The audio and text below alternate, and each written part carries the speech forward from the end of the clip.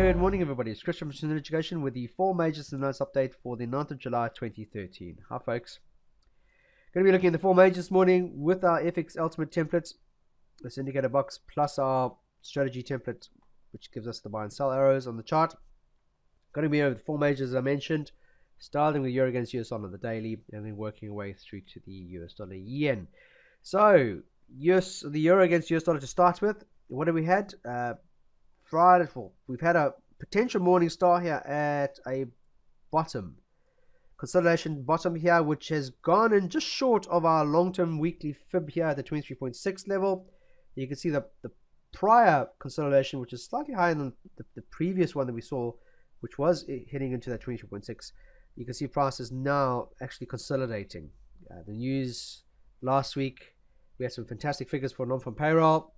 However, you can see that to yesterday in particular, we had indecision, but at the end of the day, we had news out that the Eurozone meetings that we had yesterday, the ministers were actually, the TOCRA were actually able to come up with a bailout or another funding or handout to the Greek government to help them with their payments, which doesn't bode well. But anyway, which has led to this bullish engulfing candle here. So potentially what we're seeing now is a morning star on price support and resistance level here at the 1280-100 mark. So as it stands at the moment now, we should be looking for, if this is to be a genuine morning star, then we should be looking for a potential bounce.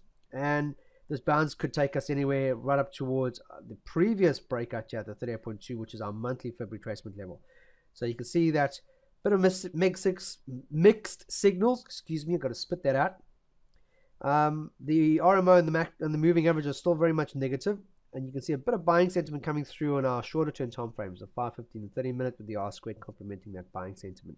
So if we go to our 4-hour time frame, you can see the bounce we've had over the past couple on the day or so. However, on the 4-hour, you can see prices come unstuck at that level. So if I just put a horizontal line in this area here, you can see where the 20-period moving averages also act as resistance. If I draw a trend line on my 4-hour, you can also see that price is trading within that area. So we should, if we're going to see this to be a genuine bounce, then we do need to see our 4-hour candle closing above this major support and resistance level intraday, but also above this downtrend. Very important. The 20-period moving average acting as resistance. RMO is still below the 0 line, so there's still negativity on this particular pair, even though we've had a bounce. So move to an hourly chart. We want to see our 4-hour candle close above the horizontal line here, the support and resistance level. You can quite clearly see on an hourly, but also above the trend line. So we would particularly wait for a nice 4-hour candle close higher. So that's exactly what I've done. I've plotted a trend line alert, and I wanted to see a nice bullish engulfing. At the moment, you can see the hourly candle is pulling back quite aggressively, but it's still early days. We've just got into the start of the European session, so wait for a confirmed break and close higher, then look to target the upside. Ideally back up towards the institutional moving average on an hourly to start with, roughly around the 12,800 and change. But if we get above those levels, then target the monthly fib here at the 38.2, which is our monthly long-term support and resistance level going forward.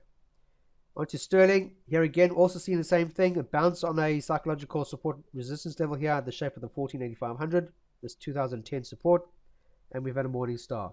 A lot of selling, followed by an indecision, followed by a decision candle. This all happening on a price support and resistance level, which is what we want to see.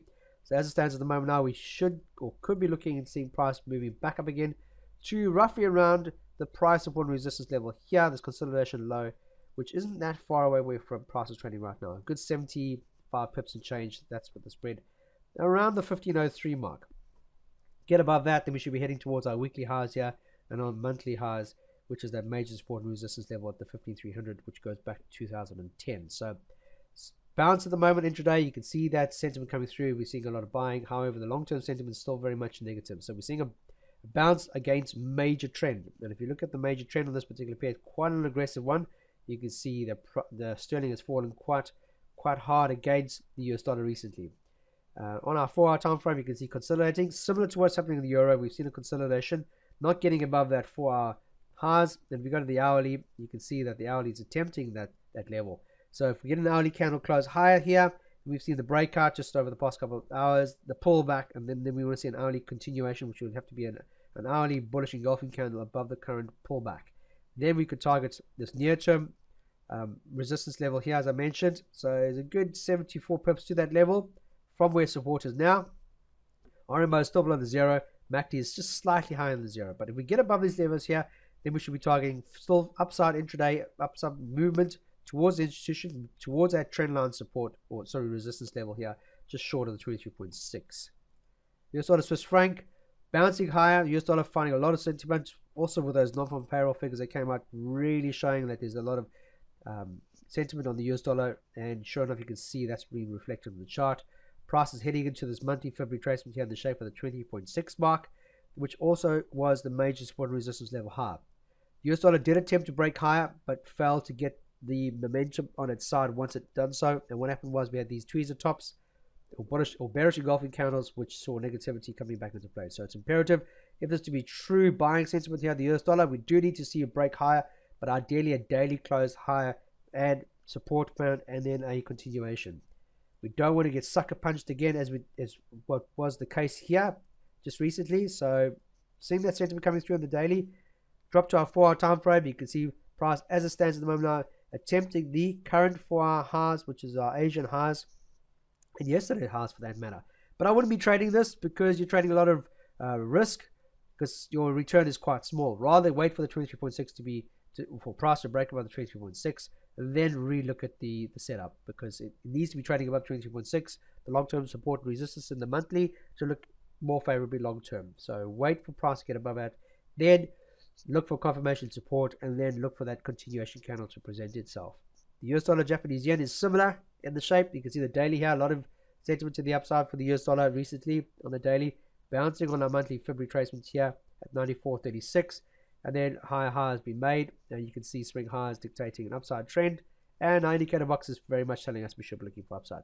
However, price consolidating once we got above the monthly fib here in the shape of the 50% retracement on a monthly, was a prior resistance level, then broke out the pullback, and we didn't see the support for the continuation high. Here we had the breakout, the pullback, and it's continuing, but it's not moving with a lot of guts so recently. MACD is starting to form lower lows, and you can see price is trading at the prior breakout high here at 172. So if we go to my 4-hour time frame, you can see price is complementing that. So as long as it maintains about the 172, then we should be looking for that buying sentiment to still remain in favor. Swing high, swing high, swing highs dictates upside.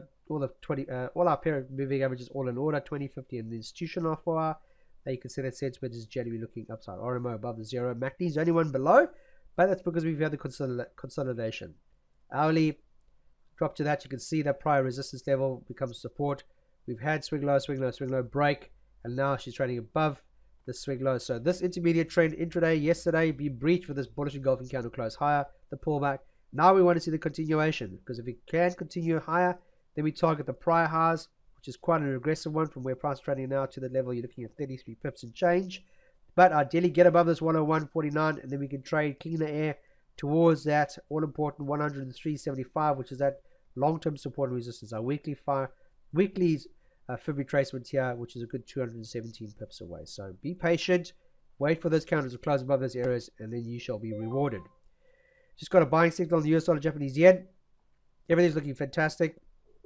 However, we don't have a blue arrow to complement that. We have blue candles, but the arrow has not formed yet. So very, very important. Wait for that to confirm. Ideally, in my case, I'd rather be trading above the 101.49 and change. I'm more of a long-term trade up, so I've actually put a trigger alert on this particular pair to wait for a close higher before, and then I'll be trading. It'll give me an idea that we should be looking for stalled US dollar strength against the yen for the remainder of this week. That's it, guys. Complement this with sound money management rules. Back it up with sound money management rules. Very important. Follow the rules of the templates. Also very important. Make sure you're trading in the direction of the long-term sentiment. That's the reason why I like to break it down in 2 segments. Look at your monthly, weekly, daily 4-hour for your long-term sentiment, and then complement your intraday to be trading in the direction of the trend, your 5, 15, 30-minute, hourly, etc., to be complementing that sentiment. So it makes it very, very easy, very picture perfect.